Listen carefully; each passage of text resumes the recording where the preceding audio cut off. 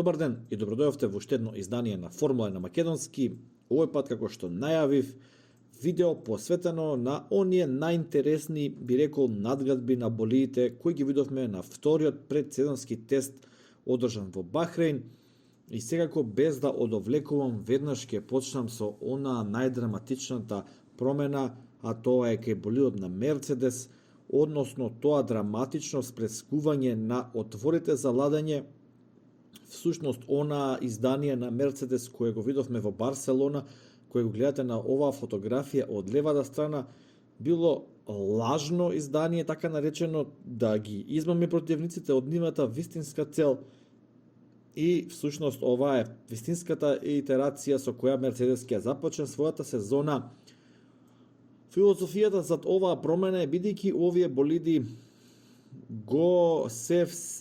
филозофијата зад нив е сетирана на уземјувањето, односно тој ефект на уземјување со новите подови, го враќаат во игра тој феномен ground ефект, дека поголемата количина од воздушниот тек ќе доаѓа одоздола, а за аеродинамички бенефит да се искористи горниот дел од болидот, од шасијата, односно оној дел кај ретровизорот што го имам заокружено со црвено овде, таа безбедносна структура да се извлече надвор и да се искористи како едно дополнително крило. Се на се едно, би рекол, храбро решение на Мерцедес, неочекувано, би рекол, никој не очекуваше вакво решение, така да ќе видиме како во реалноста ќе се покаже овој дизајн. Мислам дека веќе некои од тимовите протестираат не повеќе за отворите за ладење кои се можеби волуменот е исти, бидејќи ваму е високо и широко, а овде е во должина, меѓутоа е подолг отворот за ладење. Ако се пресмета, може ќе испадне дека количината на отворот е, самата површина е горе-доле иста, меѓутоа повеќе внимание обрна конкурентските тимови на овие ретровизори кои ги сметаат дека вака изведената задолжителна структура за судар и на нејзе монтираните ретровизори дека се нелегални, меѓутоа од ФИА велат дека болидот на Мерцедес е целосно легален, но прашање е дали е во духот на правилата. И овде имам уште една фотографија како имам илустрирано што е всушност поентата на овие спреснати отвори за ладење. Тоа е да се допринесе што е можно поголем количина на воздух, односно на воздушен тек кон задниот крај на болидот и кон подот, а тој да е што подобро залепен за самата шасија, за самиот болид, да не трпи големи турбуленции. И тоа крило кое предизвикува негативен воздушен притисок и дополнително го насочува воздушниот тек надоле кон отворот за ладење и кон подот, кој потоа е преносен назад кон дифузерот и кон задното крило. И еве уште еден агол да видите сето тоа како изгледа. Гледате овде со зелената стрелка, тој сплитер што го двои воздушниот тек од оној дел што оди кон ладење на возачот и кокпитот и кон ова странично крило, и доле тие две мали крилца кои го насочуваат воздушниот тек кон отворите за ладење. Така да Мерцедес доста изненадија и би рекол со најдраматична промена од тоа што го видовме во Барселона. Одиме понатаму, гледаме Red Bull, би рекол само го дополнително подобри својот дизајн, промена на страничните отворени за ладење, односно на горниот дел каде што крира една длабнатина која е направена да го насочи воздушниот тек во надолен тренд, односно така популарно наречено downwash, и да го насочи целиот аеродинамички тек кон подот, да има подобро забрзување, подобра акселерација и да подобро охрани тој дифузер и задното крило, и мали суптилни промени на останатите делови од болидите.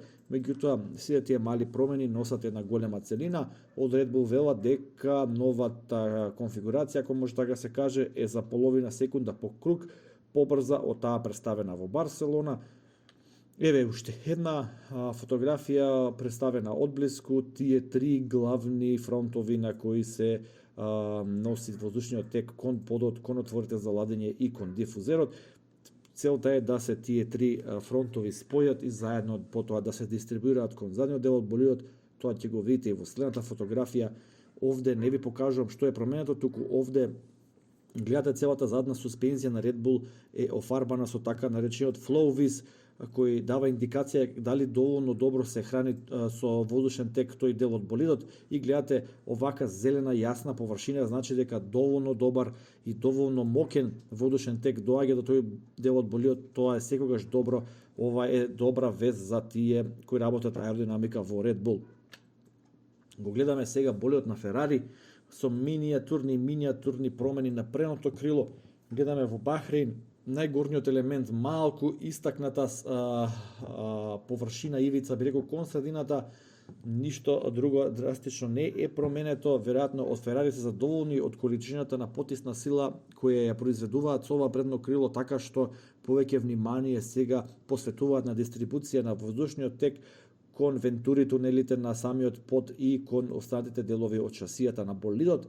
Ферари рекоа дека нема да експериментираат со надградби, туку дека полека но сигурно ќе го надоградуваат овој болид, дека има стабилна платформа и дека нема да превзимаат непотребни ризици по тоа прашање. Гледаме и тука уште еден сплитер вграден над вентури тунелите кој овозможува да се раздели воздушниот тек помеѓу отворите за ладење и подот. И уште една промена кај болидот на Ферари, тоа е овие засеци кои се во самите ивици на подот, кои се направени да генерираат вртлози одоздоле нагоре на воздушниот тек, кои се со помал притисок, со негативен бреговодушен притисок, и кои потоа се приклучуваат на тој веќе постоечки водушен тек кој поминува покрај отворите за ладење и заедно одат кон дифузерот. Еве, доколку успеам ова видео да го прикачам, доколку не биде блокирано од YouTube, ќе видите како и тој под драстично вибрира, и една од причините поради кои што ја гледате тој безбедносен елемент како еден вид на сајла прикачен за шасијата на болидот. Мекларен, кој мачеше со суперачките на тестот во Бахрейн, со миниатурни промени на предното крило, би рекол како и ке Ферари, мислам дека и Мекларен задоволни од производството на потисна предна сила од ова предно крило, така што и они со мали осцилации, мали промени на обликот на предното крило се обидуваат на различен начин да го дистрибуираат тој водушен тек кон отворите за ладење, кон вентури тунелите и кон остатокот од болидот. Така да овие се некои помали детали, но беа доста јасни фотографии и сакав да ги искористам за ова видео. Еве нешто пошто Мекларен доста го фалат во падокот, а тоа е според нивното решение на подот, кое што предизвикува најмалку подскокнувања или така наречениот феномен purposing, при кој што болидите при големи брзини ја постигнуваат максималната можна потисна сила, се залепуваат буквално до земја и со тоа го спречуваат воздушниот тек на вентури тунелите, при што нагло ја губат потисната сила, повторно се издигаат неколку сантима нагоре и повторно тој циклус од почеток.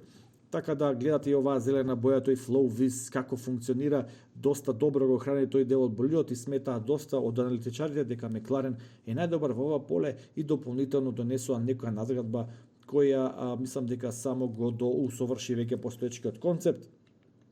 Еве зашто ви зборувам.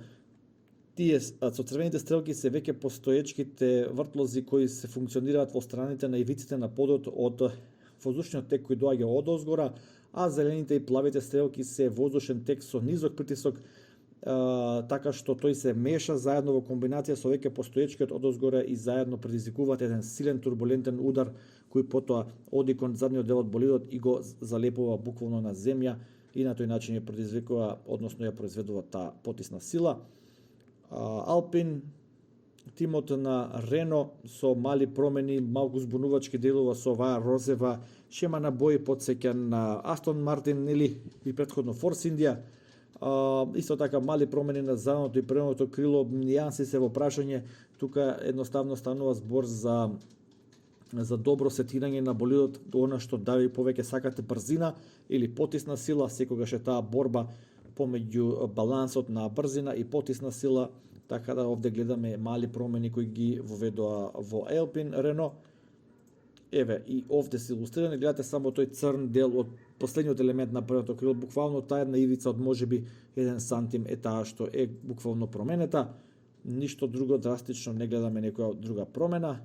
И Астон Мартин по патот на Мекларен и Ферари го модулираше да го предизвика тој така наречен кик, односно да ги повлече тој негативен притисок кој е одоздоле, да го исфрли на надвор и тој потоа да се вмеша со остатокот од воздушниот тек, она што го објаснеме и кај Ферари и кај Макларен, и заедно да продолжат наназад кон задната суспензија и дифузерот, при што на тој начин се забрзува воздушниот тек.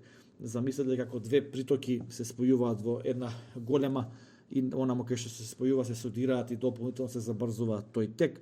Така и функционира и во аеродинамиката. Така да, ова е се што имав да ви прикажам за ова видео на Формула 1 на македонски. Како и секогаш ви благодарам што го следите каналот, лайк, шер, сабскрајб. Ве молам во коментар да ми одговорите дали ви се допадна видеото, дали сметате дека добри беа и овие надгледби кои ги представив, и секако ги очекувам вашите коментари. Наскоро почнува Формула 1 сезона, овој викенд 16 часот во недела по македонско време, првата трка во Бахрейн. И на барање на вас, фановите на Формула 1 на македонски, нема веднаш да направам видео анализа на самата трка, туку од следната недела, би рекол секоја среда после трка, ќе следи една подетална анализа на самата трка, каде што ќе вклучам телеметрија, каде што ќе вклучам многу интересни статистики и можеби ќе формулираме и една нова, би рекол, категорија на нашиот канал, можеби некој вид на анализа на трка од друг агол. Се останете со канал Формула 1 на македонски и се слушаме во некоја следна прилика. Поздрав!